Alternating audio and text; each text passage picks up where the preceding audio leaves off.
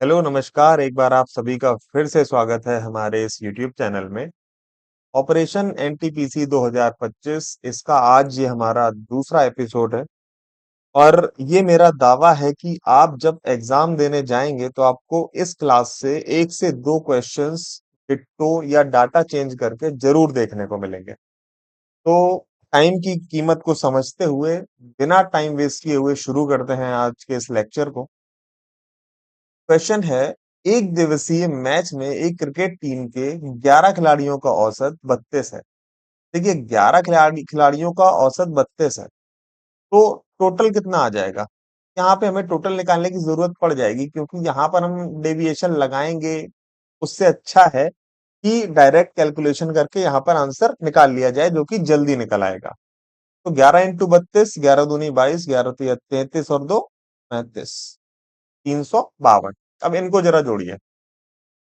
11 51 62, 62 और 2 64, 64 और 96 160, 21 181, 181 और 33 214, 214 और सही है ना? 181 और 33, हाँ सही है। 214 और 32, 246, 255 और 255 और 14 269, 269 आ गया। तो 11वें खिलाड़ियों का औसत कितना होगा? देखिए, ये 11 खिलाड़ियों का टोटल है, ये 10 खिलाड़ियों का टोटल है। तो 11वें खिलाड़ी का स्कोर आ जाएगा, इससे इसको घटा देंगे। तो 352 में से 269 घटाएंगे तो 52 यहाँ और 31 यहाँ, 52 और 31 कितना होता है? 83। तो 83 आंसर आ जाएगा। ठीक है। 5x minus two y ratio x minus two y equals to 9:17। तो आपसे 9x अपॉन 13y की वैल्यू पूछी है। देखिए, सीधे इसमें सॉल्व करना है। 5x minus two y upon x minus two y equals to 9/17। गुणा करिए।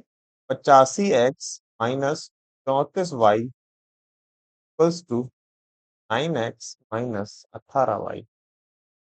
x x 85 में से 9 जाएगा, 76x आ जाएगा। 34 और 18 कितना है डिफरेंस? 16 का। यहाँ 16y आ जाएगा। x अपॉन वाई निकालेंगे तो आ जाएगा 16/76। अब इसकी वैल्यू आपसे पूछी है, तो डायरेक्ट वैल्यू रखते हैं। 9/13, एक्स अपॉन वाई की वैल्यू 16/76 है। रख ली हमने वैल्यू। 4 से 4 बार जाएगा और 4 से 19 बार चला जाएगा। ऊपर आएगा 36, और ऊपर 36 आपका सिर्फ एक ही ऑप्शन में है, तो यही आपका आंसर हो जाएगा। यदि एक संख्या 2149763 में प्रत्येक विषम संख्या में दो जोड़ा जाए और प्रत्येक सम संख्या में से एक घटाया जाए। देखिए, सवाल आपको देखने में आसान लग रहा होगा, और सवाल आसान है भी। लेकिन जब आप इस सवाल के लास्ट में जाकर आंसर टिक करने जाएंगे तो आप कंफ्यूजन में आ जाएंगे। सॉल्यूशन देखेंगे तो आपको समझ में आएगा। संख्या लिख लेते हैं। 2149763 कह रहा है सम संख्या में दो जोड़ा जाए। दो जरा जोड़ देना सम संख्या में। 4 2 6, 6 2 8, जोड़ दिया हमने। सम संख्या में दो जोड़ दिया। विषम संख्या में से एक घटाया जाए। एक में से एक जाएगा 0, 9 में से एक जाएगा 8। ओ सॉरी, मैं विषम संख्या में मैंने गलत कर दिया यहाँ पे। सॉरी सॉरी सॉरी, फिर से। हाँ, 2149763 विषम संख्या में दो जोड़ा जाए, तो विषम में दो जोड़ना है। ये 3, 9 2 11, 7 2 9 और 3 2 5। और सम संख्या में से एक घटाया जाए, तो दो में से एक जाएगा, एक आ जाएगा। चार में से एक जाएगा, तीन आ जाएगा। छह में से एक जाएगा, पांच आ जाएगा। अब पूछा है कि कौन सा अंक सबसे अधिक बार दिखाई देगा। तो देखिए, आप देखेंगे कि कौन सा अंक सबसे ज्यादा बार दिखाई दे रहा है। 3 दिख रहा है 2 बार, 5 दिख रहा है 2 बार। लेकिन आप ना इसको एक संख्या मान लोगे, 9 और 2 11, जो कि आपने निकाली है। इसमें आपसे अंक पूछा है, तो अंक आपको एक दिख रहा है 3 बार, तो एक इसका सही आंसर होगा, ना कि 3 और 5। आप कंफ्यूज हो सकते हैं, बस इसलिए मैंने बता दिया कि यहाँ पर आपसे कौन सा अंक पूछा है। ठीक है। कबीर 3 मील प्रति घंटे की गति से एक पहाड़ी पर चढ़ता है और 5 मील प्रति घंटे की गति से नीचे आ जाता है। कुल यात्रा में उसको 10 घंटे का समय लगता है। तो आपसे चोटी और तलहटी के बीच की दूरी पूछिए। देखिए, पहले तो वो चोटी में जाएगा, फिर चोटी से नीचे आएगा, और यही डिस्टेंस आपसे पूछी हुई है। तो जब जा रहा है उसके बाद आ रहा है, तो डिस्टेंस यहाँ पर सेम ट्रेवल कर रहा है। यहाँ पर क्या है? डिस्टेंस सेम है। मैंने आपको बताया था जब डिस्टेंस सेम हो तो स्पीड का रेशियो टाइम के रेशियो के अपोजिट होता है। तो स्पीड जाते टाइम 3 की है, आते टाइम 5 की है। यहां पर मैं स्पीड लिख लेता हूं। और टाइम क्या है? अपोजिट इसका, 5 और 3 का। टाइम का रेशियो मैंने अपोजिट लिख लिया है ना। अब यहां पर कह रहा है कि कुल 10 घंटे का टाइम लगता है। तो यहां पर हमें कुल कितना टाइम लग रहा है? 8। 8 की वैल्यू 10 है, एक की वैल्यू 5/4 आ जाएगी जब सॉल्व करेंगे। आपसे दूरी पूछी है, तो दूरी क्या होता है? Speed into time. या तो आप 3 into 5 ये कर लो, या तो आप 5 into 3 ये कर लो, आपकी दूरी निकल आएगी। तो पहले तो हमें एक्चुअल टाइम निकाल लेना है। एक्चुअल टाइम कितना है? 5। तो 5 की वैल्यू निकल आएगी 25/4। अब डिस्टेंस निकालेंगे। डिस्टेंस कैसे निकालोगे? 3 into टाइम कितना निकाला है? 25/4। तो ये आ जाएगा 75/4। तो 18.75। 75/4 क्या होता है? 18.75 मील आपका सही आंसर हो जाएगा। 4 अंकों की वह बड़ी से बड़ी संख्या ज्ञात कीजिए जिसे 10, 15, 18, 20, 25 से भाग देने पर शेषफल 5 आ जाता है। ठीक है, देखिए, जब आप किसी भी संख्या या 10 का पहाड़ा पढ़ेंगे और आपको 5 शेषफल चाहिए, जैसे 25 हो सकता है, 35 हो सकता है, 45 हो सकता है, 55 हो सकता है, तो 10 से भाग देने पर अगर आपको 5 शेषफल चाहिए तो उस संख्या के लास्ट में 5 जरूर होना चाहिए।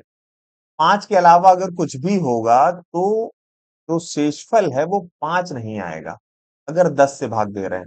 तो ये दो ऑप्शन तो हमारे यहीं से कट जाते हैं। कट जाते हैं ना? ठीक है। उसके बाद जरा 20 को देखो। अब ये दो नंबर में जब भाग दोगे और 5 शेष तुम्हें बचाना है, मैं इन दोनों नंबर से 5 घटा देता हूं। 5 घटाने का मतलब क्या है? ये नंबर अब डिविजिबल हो जाएंगे। ये नंबर इन सभी संख्याओं से डिविजिबल हो जाएंगे, भाग चला जाएगा इनमें, है ना। अब मैं 20 को पकड़ता हूं। अब 20 से जरा इन दोनों में भाग देके देखो। 20 से जब इसमें भाग दोगे तो ये जीरो कट जाएगा और 999/2 आ जाएगा। क्या ये भाग जा रहा है इसमें? आप कहेंगे नहीं जा रहा है। इसमें जरा भाग देके देखो, 0 से 0 चला जाएगा और 990/2, यानी कि इसमें 2 से भाग जा रहा है। तो यही ऑप्शन आपका सही आंसर है। हालांकि इस क्वेश्चन में आप डिजिटल सम का भी यूज कर सकते थे। अभी मैंने आपको वो डिजिटल सम का कॉन्सेप्ट बताया नहीं है, इसलिए मैंने यहाँ पर यूज किया नहीं है। 18 यहाँ पर है, 18 मतलब यहाँ पर 9 का यूज है, हम डिजिटल सम का यूज कर सकते थे। अगली क्लास में मैं आपको डिजिटल सम थोड़ा डिटेल में बता दूंगा, ताकि आप आगे की कैलकुलेशंस में इसका यूज कर पाए। ठीक है, फिलहाल इसका आंसर 9905 है।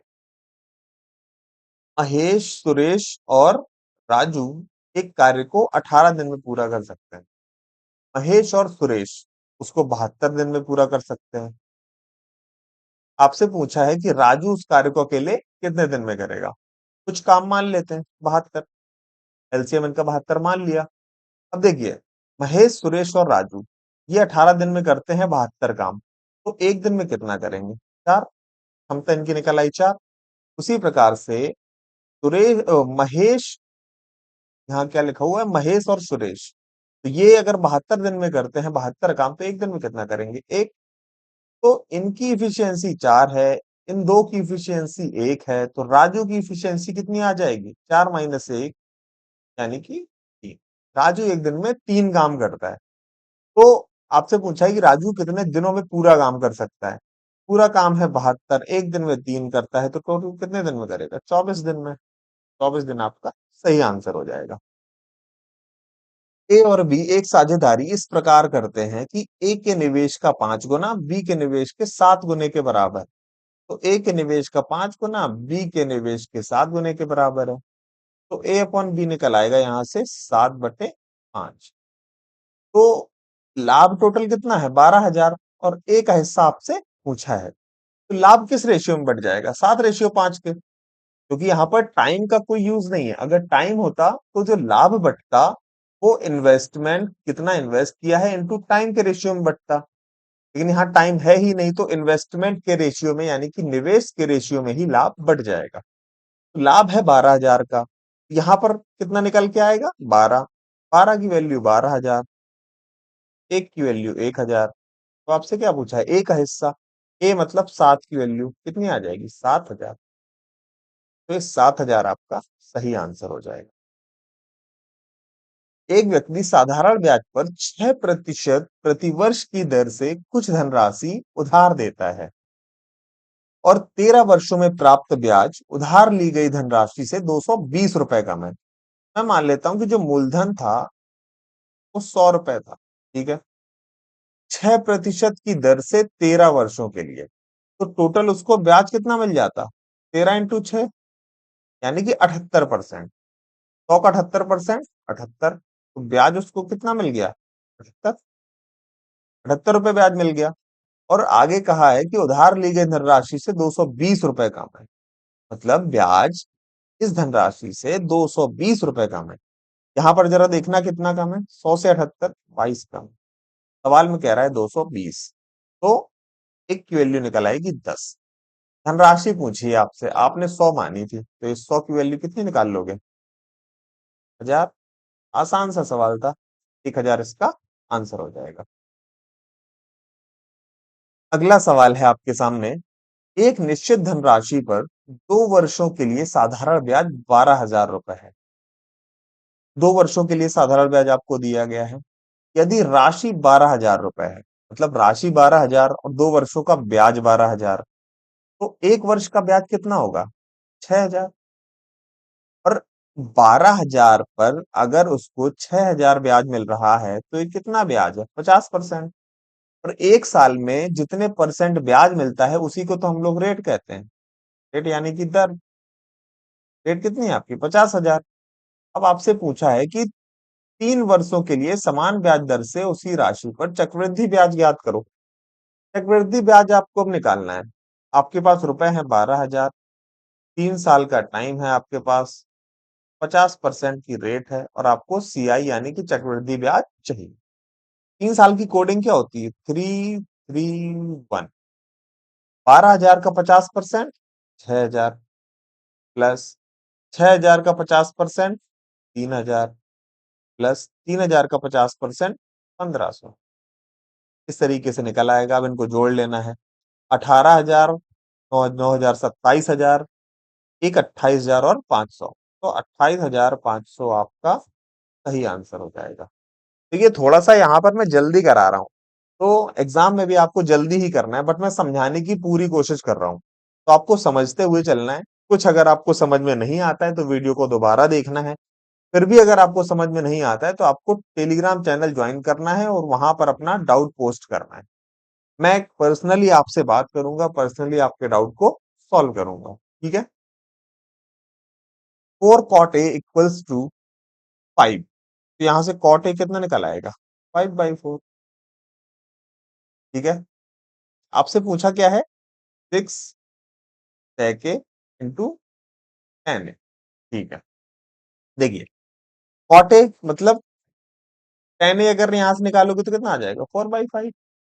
अब देखिए 10 में क्या होता है? लंब बटे आधार, या कॉट में भी क्या होता है? आधार बटे लंब, है ना? आधार बटे लंब। ठीक है। अब अगर मैं आपसे यहां पर कर्ण निकालने को बोलूं तो कर्ण कैसे निकालोगे? √5² + 4²।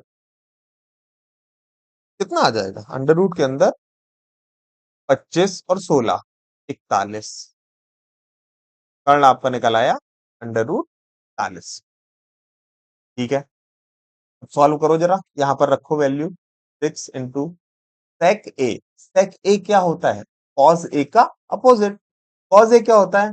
आधार बटे कर्ण। तो सेक ए क्या हो जाएगा? कर्ण बटे आधार। यानी कि √41 बटे आधार क्या है? 5। और टेन ए कितना निकाला था? 4/5। तो 24/25 और यहाँ पर √41। तो ये आपका आंसर हो जाएगा, ऑप्शन नंबर डी।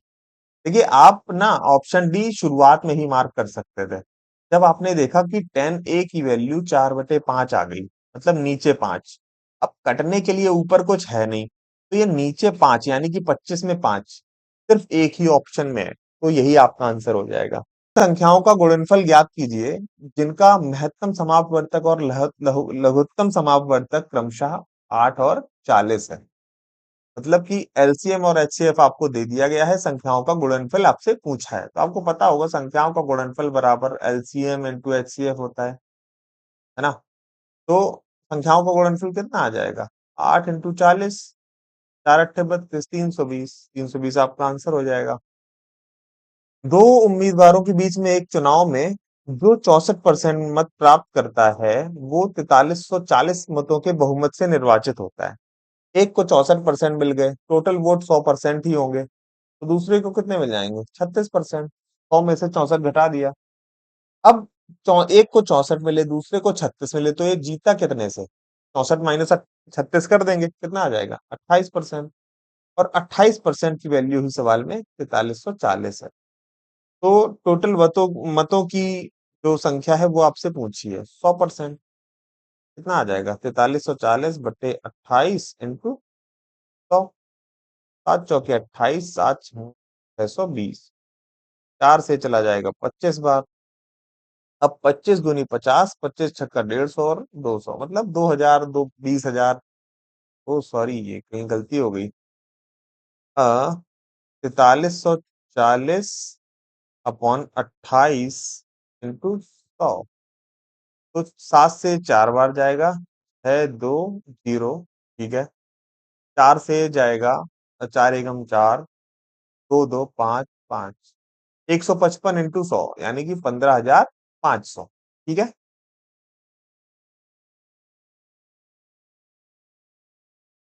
अच्छा। चलिए अब अगला सवाल आपके सामने है। दो उम्मीदवारों के बीच एक चुनाव में जो 64% मत प्राप्त करता है, मतलब एक को 64% मिल गए, वो 4340 मतों के बहुमत से निर्वाचित होता है। देखो टोटल वोट 100% हो गए, एक को 64% मिल गए, दूसरे को कितने मिलेंगे? 36%। 100 में से 64 घटा दिया।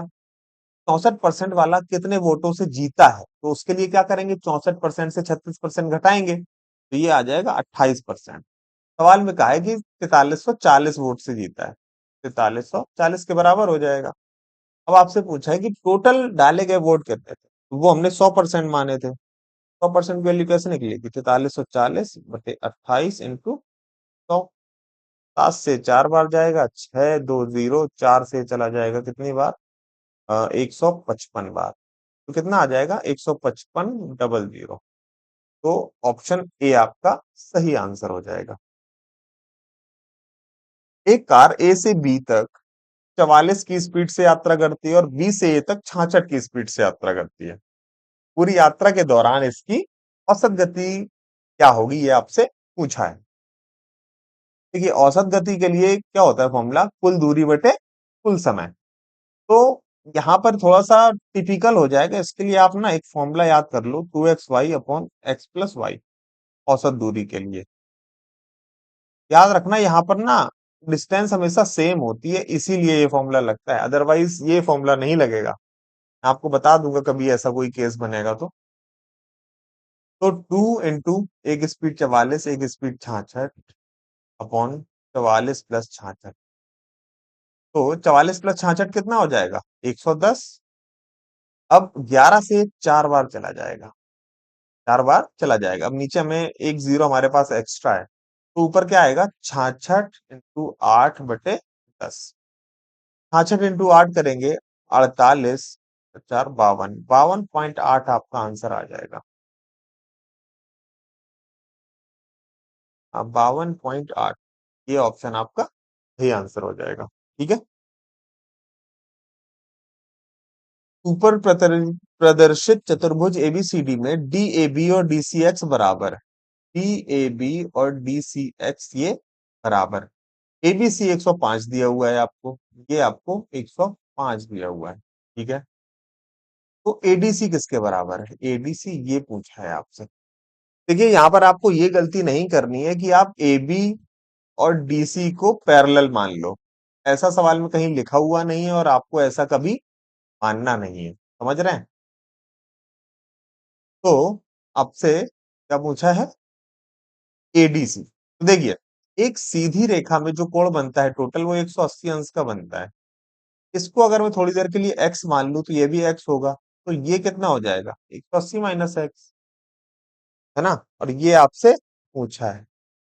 अब देखिए, एक त्रिभुज के तीनों को चारों सॉरी एक चतुर्भुज के चारों कोणों का योग कितना होता है? 360। तो सबको जोड़ के 360 आ जाना चाहिए। तो question mark plus 105 plus 180 minus x plus x, चारों कोणों को मैंने लिख लिया।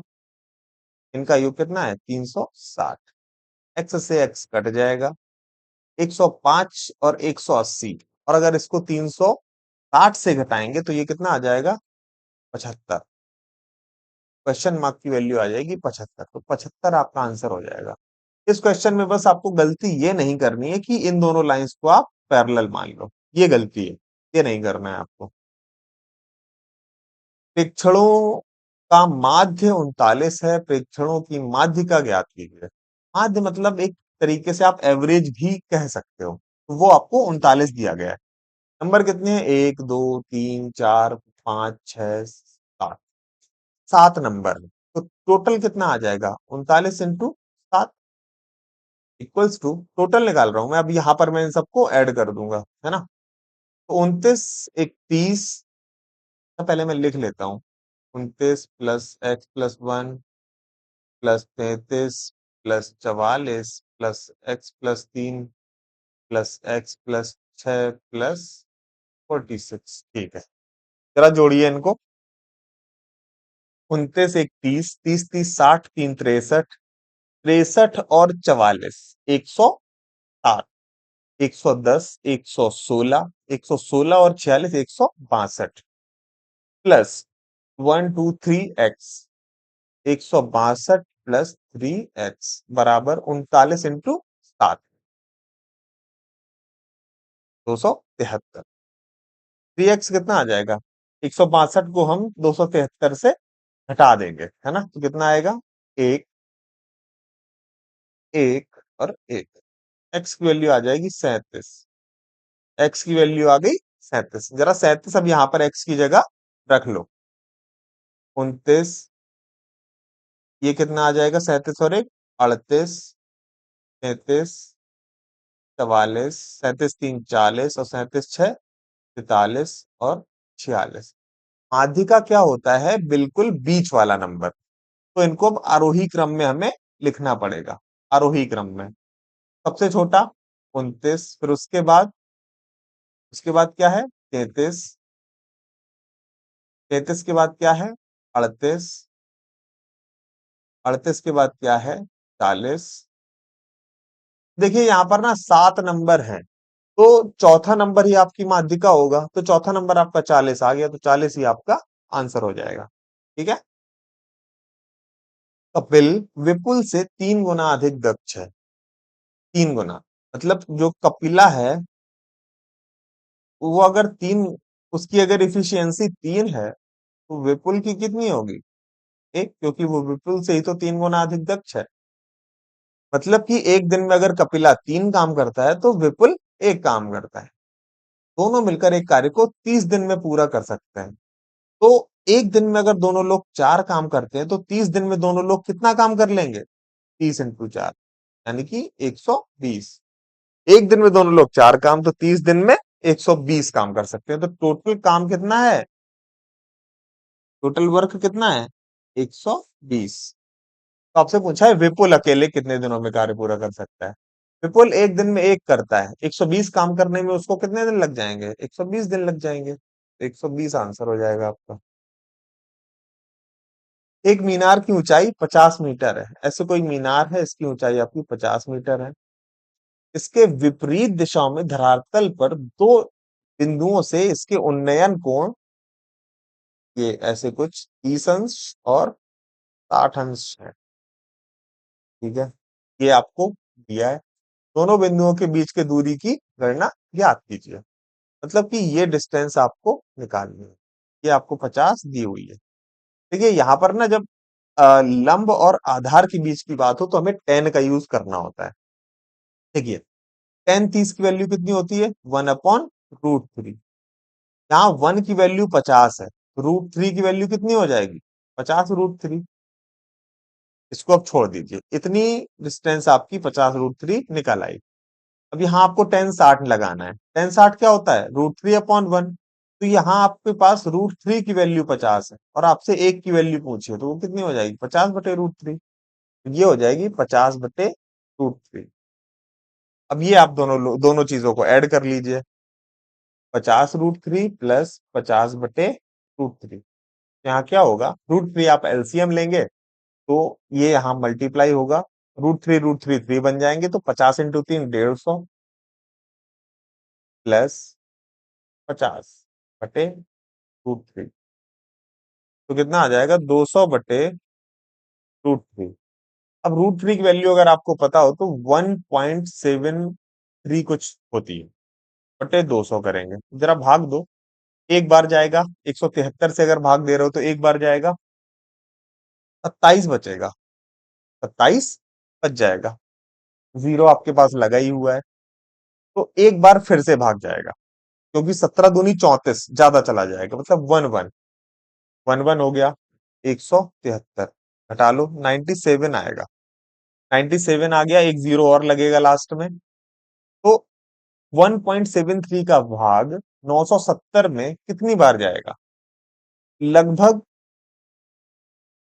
5 बार कह सकते हैं। 17 × 5 = 85, क्योंकि 17 × 6 = 102 हो जाएगा, वो 1000 से ऊपर चला जाएगा, तो 5 बार जाएगा। तो ये 115 आपका ये आंसर हो जाएगा। कैलकुलेशन थोड़ी सी टफ है, बट सवाल उतना ज्यादा कठिन है नहीं। आपको क्या करना है? 200/1.732, इससे आपको डिवाइड मारना है, तो वो आपका 115.47 आ जाएगा। ठीक है। 5 सेंटीमीटर त्रिज्या वाले एक ठोस गोले गोले को पिघलाकर एक शंकु में ढाला जाता है, कितने शंकु बनाए जा सकता है? जब भी आपको ऐसी कंडीशन दिखे, आपको क्या करना है?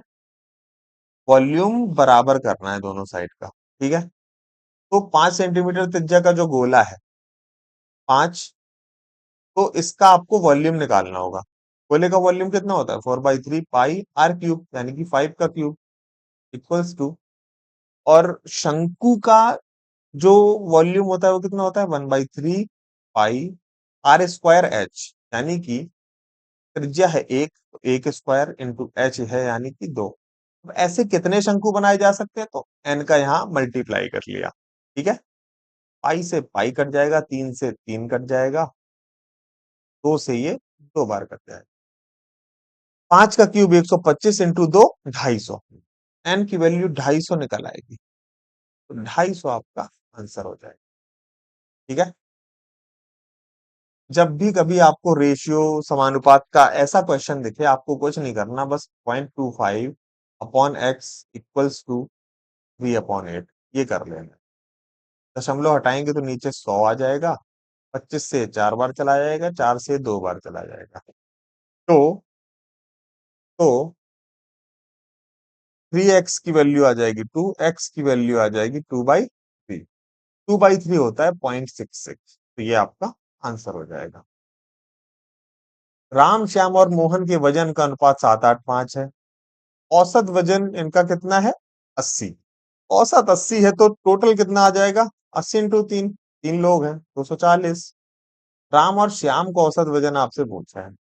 राम और श्याम, पहले तो टोटल यहां पर निकाल लो। 8 7 15 5 20, तो 20 की वैल्यू 240 है।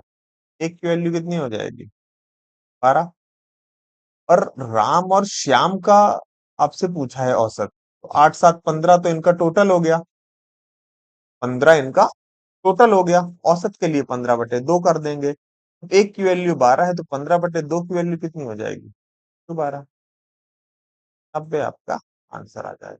ठीक है, आसान सा सवाल था। राजीव एक पुस्तक मोहन को 9% के लाभ पर देता है और मोहन उसे गोपाल को 13% के लाभ पर दे देता है। गोपाल इसके लिए 12,317 रुपए भुगतान करता है, तो राजीव के लिए इसका क्रय मूल्य ज्ञात कीजिए।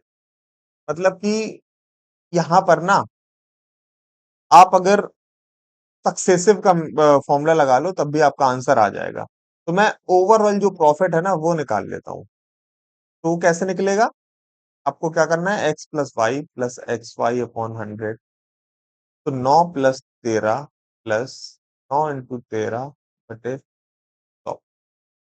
13×9 = 22, 13×9 = 117/100, यानी कि 1.17। तो कितना आ जाएगा? 23.17। मतलब कि अगर शुरुआत में 100 उसका प्राइस था, बाद में जाके उसका प्राइस 23.17 बढ़ के यानी कि 123.17 हो गया। अब यही आपको यहाँ पर क्वेश्चन में दिया गया है, तो इसकी वैल्यू ये है। बस 2 जीरो आपको लगाने और आपका आंसर आपके सामने। अगर आपको ऐसे समझ में नहीं आया तो आप दूसरे तरह तरीके से भी कर सकते हैं। राजीव था, उसने मान लो आर प्राइस में खरीदा था, 9% के प्रॉफिट पे यानी 109/100 पे बेच दिया, और मोहन ने उसे गोपाल को 13% के लाभ पर यानी कि 113/100 पे बेच दिया, और गोपाल ने इसके लिए 12,317 रुपए भुगतान किए हैं। भाग दोगे तो भी यहाँ पर आर की वैल्यू आपकी 10,000 निकल के ही आ जाए। ठीक है,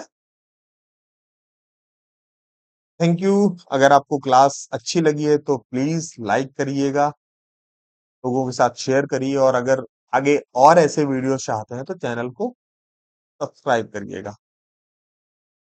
okay, wish you all the very best, thank you very much.